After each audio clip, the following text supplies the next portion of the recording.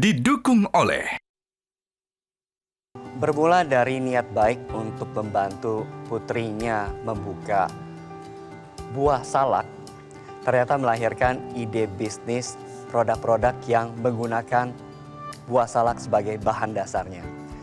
Mulai dari brownies sampai sambal pun berbahan dasar salak. Kelihatannya tidak biasa, tapi ternyata produknya cukup disukai. Seperti apa produknya dan seperti apa rasanya, kita simak yang berikut ini. Bu Shelly dari Salaku.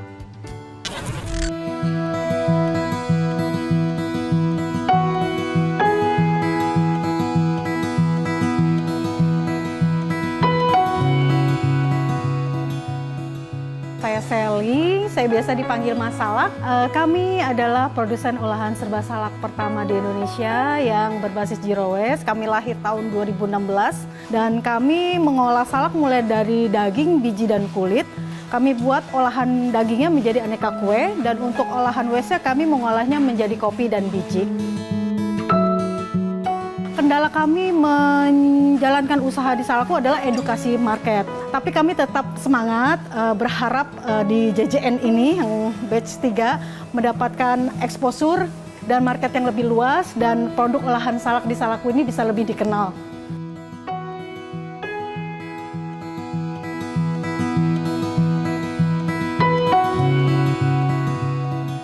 Kami siap jadi juragan zaman now.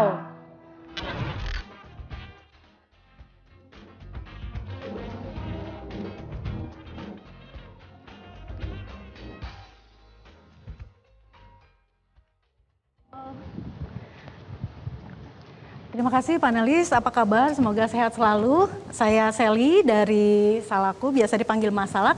Sebelah saya Denira, co-founder dari Salaku. Ya. Jadi kami dari brand Salaku ingin memberikan pilihan cara enak makan salak dengan varian yang variatif, inovatif, dan tentunya ada banyak olahan kuehnya juga yang kami sajikan. Olahan kami berbasis zero waste karena waste kami olah menjadi produk yang memiliki nilai yang baik juga untuk kesehatan, yaitu kopi dan tehnya. Dan kami juga punya program pemberdayaan perempuan desa karena saya berawal dari perempuan rumahan yang ingin punya penghasilan dan mempunyai daya ekonomi mandiri. Di kami produk-produknya sebenarnya banyak panelis, tapi yang pertama kami olah adalah browniesnya. Makanya kami di sini ingin mengangkat brownies kami karena ini merupakan brownies pertama di Indonesia yang ada salaknya. Dan ini merupakan produk bestseller kami di Salaku dan masih kami jual sampai hari ini. Olahan lainnya adalah banyak snack juga, ada sambal sampai minuman. Dan ini growth kami dari Salaku mulai dari 2019 pada saat kami mulai running, mulai jualan, mulai berani jual ke pasar. Walaupun nilainya nggak terlalu besar, tapi menurut kami responnya sangat positif. Pembeli dan calon pembeli juga memberikan reaksi yang baik dan banyak juga yang repeat order sehingga growth-nya terus naik. Kami berharap mendapatkan dana senilai 150 yang rencananya 45% akan kami pakai untuk bahan baku dan mesin yang kami berharap bisa meningkatkan kapasitas produksi kami sebanyak 40%. Dan untuk orientasi ekspornya kami berharap kami juga nanti mau proses FDA. Iya, saya rasa Bu Shelly ini pinter ya melihat peluang. Di saat kita mungkin sibuk dengan buah-buah yang cukup populer dan kita sering dengar gitu ya. Tiba-tiba terbesit makan salak gitu ya. Salak tentunya juga populer, hanya jarang diangkat. Okay. Nah inilah kesempatan untuk Salaku dan juga Mas Salak tadi, Ibu Shelly, bisa menjadi top of mind ketika bicara mengenai buah salak. Nah ini adalah sebuah kesempatan yang baik sebenarnya. Oke, baik. Kita minta tanggapan mungkin Pak Reno, bagaimana rasanya Enak? Salaku? Surprisingly enak. It's good. Saya mau tahu dari begini banyak produk, brownies, cookies, pie, coklat, sambal, yang paling besar itu kontribusi berapa persen, Bu? Jadi brownies kan paling laku ya? Iya, Itu brownies dari masih omset? jadi best seller, tapi untuk penjualan dia terbatas di lokal, Pak Reno. Kopi sama teh salak itu hanya ada ekstraknya aja gitu?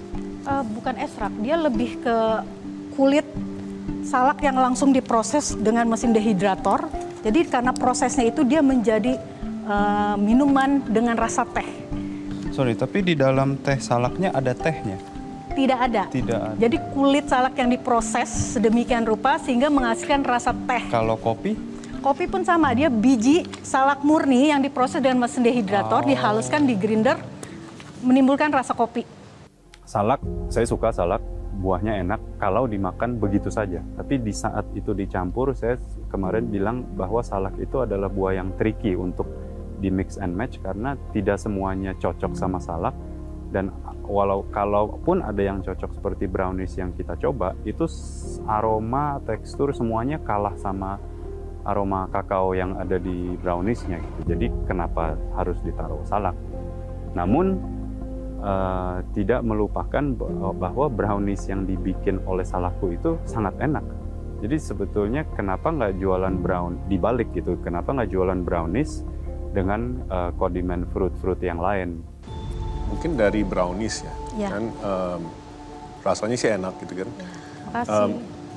Tapi bahannya ini kan bukan cuma dari salak kan, Iya, ada terigu, ada terigu, ada lemak nabati, ada telur, ada gula, ada coklat, coklat dok.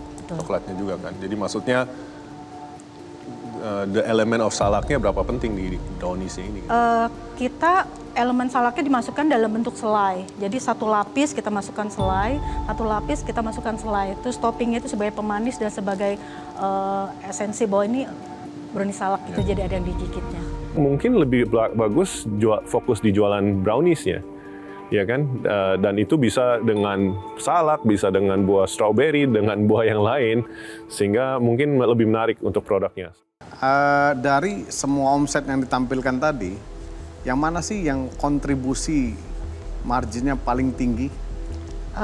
Kalau sekarang masih di produk-produk kering kayak kerupuk, cookies, kopi dan teh yang kering-kering karena itu kan yang paling besar di modern retail.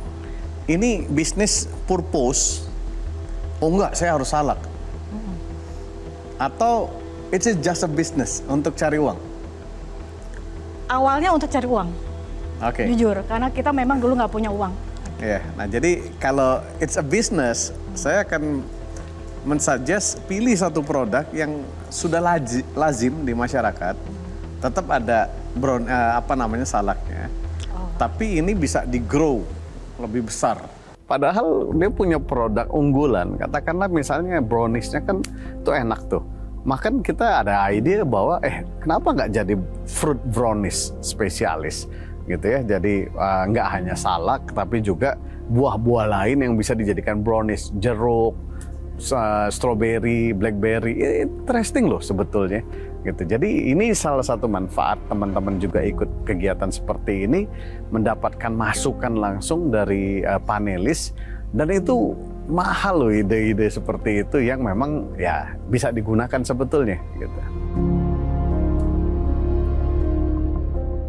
Di sini saya sedang membuka diri selebar-lebarnya. Saya nggak tahu apakah nanti browniesnya yang menjadi lebih besar atau varian lainnya kan saya nggak tahu. Tapi terima kasih banyak untuk Pak Rex masukannya untuk salakku. Kayak kembali kepada bisnis, kalau ini bisnis hanya fokus, kalau tadi lihat growth-nya mau 40%, ini dengan tambahan 4 retail titik yang tadi banyak challenge-nya. Mungkin dihitungnya like for like. Artinya yang sekarang ada, berapa persen growth-nya really. Baru kita bisa mengembangkan bisnisnya, itu aja mungkin tambahan dari saya. Baik, terima kasih para panelis dan terima kasih untuk peserta dan Coach Peter untuk presentasinya ya. Kita jeda dulu karena Juragan Zaman Now Season 3 masih akan kembali. Saya tahu Mbak Sally ini orang yang sangat adaptif dan juga punya jiwa entrepreneur yang tinggi gitu. Jadi masukan-masukan dari para panelis semoga bisa diterima dengan baik. Tapi apapun itu, Mbak Sally semoga bisa tetap berinovasi dan menemukan kira-kira produk apa dari salakku yang cocok untuk market.